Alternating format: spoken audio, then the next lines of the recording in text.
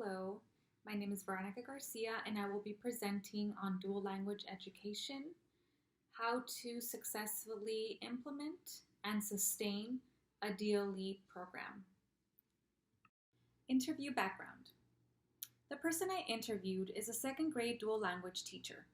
I will be referring to her as Mrs. Y. Mrs. Y has been in education for the past 7 years and all her experience has been in bilingual education.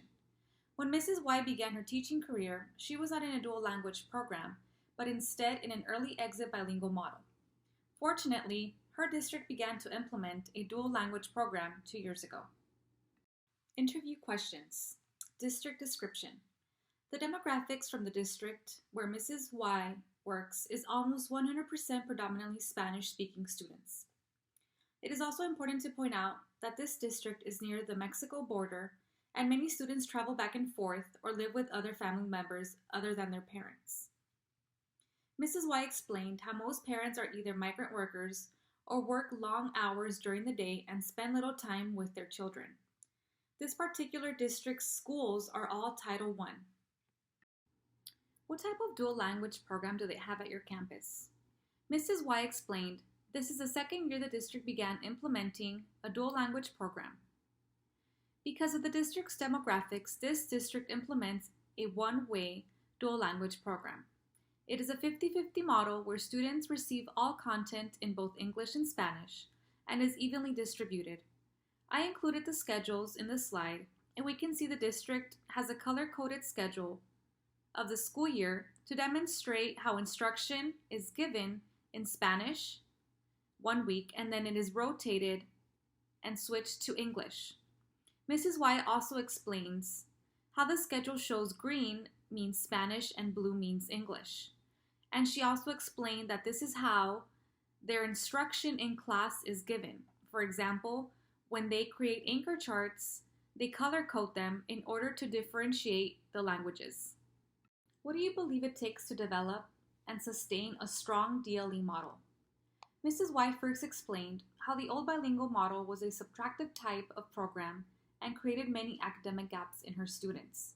She also explained that she doubted her commitment to the district and almost left to a district that actually had a dual language program because throughout her years, she saw how greatly this program was affecting her students when it came to academics. She commented that in her opinion, in order to successfully develop and sustain a DLE model, all district staff must believe in the program and its benefits. She explained how when the district began to hold meetings on the new dual language program that would be implemented, many teachers opposed to it. A few of the comments she heard was that it was too much work. Some teachers did not want to go and get certified to be part of the dual language program. And the worst comments is how teachers kept saying children didn't need to keep developing their native language, in this case Spanish. Comments were made that we live in America and that English should be the language that should be taught in schools. Some of the teachers were afraid that by teaching and including Spanish and developing it in further grades, it would highly affect their academic scores when it came to standardized testing. Some teachers that did not believe in the program left the district, but unfortunately, others still remain in the district, even though they don't believe in the program. Mrs. Y also believes that in order to maintain a DLE program, teachers and staff should be fully proficient in both languages. She commented how she doesn't understand how her current principal does not have a background in bilingual education. Her principal was actually a monolingual teacher, and then she went into administration. Her principal doesn't speak much Spanish, and therefore it makes it difficult for her to communicate with parents. Mrs. Y also commented that one of the instructional coaches doesn't speak any Spanish at all, so it makes it very difficult for that instructional coach to be able to help and support their teachers because of the language barrier. Mrs. Y finally explained that one of the most important factors in sustaining a DLE program is professional development. She feels that ongoing professional development will help teachers better prepare their students. She feels that although she has a background in bilingual education, she needs support in developing more teaching strategies and better ways to help her students develop and acquire two languages. This next question, identify and discuss your biggest challenges and where you need support. As I was interviewing Mrs. Y, I feel that her answers to what she believes it takes to develop and sustain a strong DLE model also correlate to her challenges and the areas she needs support in. She did comment that, in order for the program to be able to develop itself and sustain itself, right now her challenges are that a lot of the staff doesn't fully believe in the benefits of implementing a dual language program. And she also commented that in order to be able to sustain it, they do need teachers that are qualified in both languages and especially administration. As she mentioned, her principal she speaks very little Spanish, and one of the instructional coaches doesn't speak any Spanish at all. So she feels that how is she going to be able to get that support if there's a language barrier and they're actually implementing, the dual language program in two languages. The other area of sustaining a DLE program, in how she mentioned that the ongoing professional development, she feels that when they do give professional development at their school, it doesn't feel that they do it in the best interest of developing the Spanish. Although they do have the dual language program, she still feels that English is given dominance and it's given priority.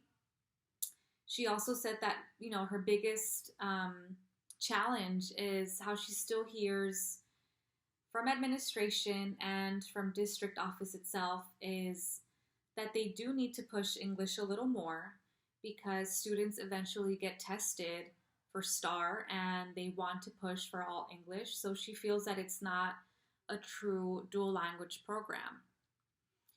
Mrs. Y also commented that one of her challenges right now is that the dual language program began last year during the pandemic, which students, received their learning all through an online platform, and they began in kinder. So she feels that those kindergarteners were, because of the challenges of teaching online, were not really given a true dual language instruction. And this following year, instead of going from kinder to first, they bumped it up to second grade. So she feels that because of the gap of the pandemic last year, she feels that they should have held off and just followed it up to first grade and then start in kinder again, but wait off another year in second grade, because she does see that there are a lot of gaps, not only in their native language, but in their second language. So she really feels that they need that support in closing those academic gaps. And she feels a little overwhelmed right now because now the gaps are not just in one language, but in two. Course connections to DLE. After my interview with Mrs. Y, I began to reflect on what I have learned in this course and my own personal experience in bilingual education. Although I have not had the opportunity to teach in a DLE program, working in a district with a subtractive model, I have realized that it does take a lot to implement and sustain a successful DLE program. From my own experience, I strongly believe that the first step to implement a DLE program is administration. Mencken 2017 points out that in order for a dual language program to be effective, they found that DLBE school leaders were all found to be knowledgeable about bilingual education. They explained that administration should have a strong bilingual background and have been highly trained to work with bilingual education programs, students, and staff. And this goes back to the interview with Mrs. Y and the way she explained that her own admin team and instructional coaches don't have that background, and there is actually a language barrier because they don't speak Spanish and they work in a community where it's predominantly Spanish-speaking students and, of course, parents. Mencken 2017 also explains that in order to implement a dual language program, not only should administration be knowledgeable and have a background in bilingual education, but they should also be able to lead their school with courageous leadership and their top-down policies, which means that they need to have the courage to stop implementing subtractive type of programs and instead understand the need for a dual language program in their district. Thomas and Collier 2017 also argue that administration should be committed to the success of their school and truly invest their passion to increasing their success with their campus. In my personal experience, my administration would always push our staff, teachers, to speed up the process in our students' acquisition in English so they could exit the program as soon as possible. When I was in the subtractive bilingual program, I also felt that I never had the support that I needed, which includes professional development. I felt that I was never highly trained or shown any strategies, and my team and I would have to resort to online resources, and we couldn't count on our administration or instructional coaches because they didn't have that background in bilingual education. In order for a dual language program to succeed, we need to have that continuous professional development.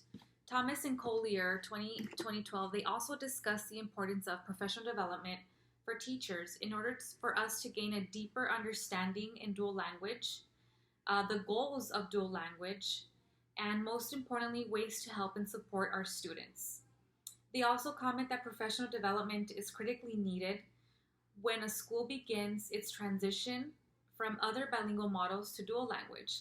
Like I said, if I were still at that district and they were to implement a dual language program, we would need to be trained because we were never given training for bilingual education, and a dual language program is definitely different than a subtractive type of program. I also wanted to talk about another important critical factor of being able to sustain a dual language program, and that is parent involvement. I feel that when I was in my old district, parents were not really involved, and all they wanted their kids was to learn English without even knowing the benefits of a dual language program. They felt that they came to the United States in order for them to get a better quality education, and they didn't realize the importance of developing and sustaining their own native language. You know, as I've learned in this course, unfortunately, many of those subtractive types of programs,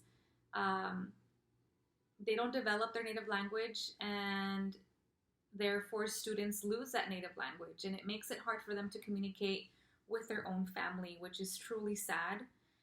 So Thomas and Collier 2012, they explain the importance on educating parents on every level of the program, and not only becoming educated on the benefits, but in order to keep enrollment in dual language programs, they need to know the benefits, because parents actually become the biggest advocates. You know, parents talk to each other, and if they know the benefits of a dual language program, they will help and support other parents and let them know the benefits of having their children in a dual language program.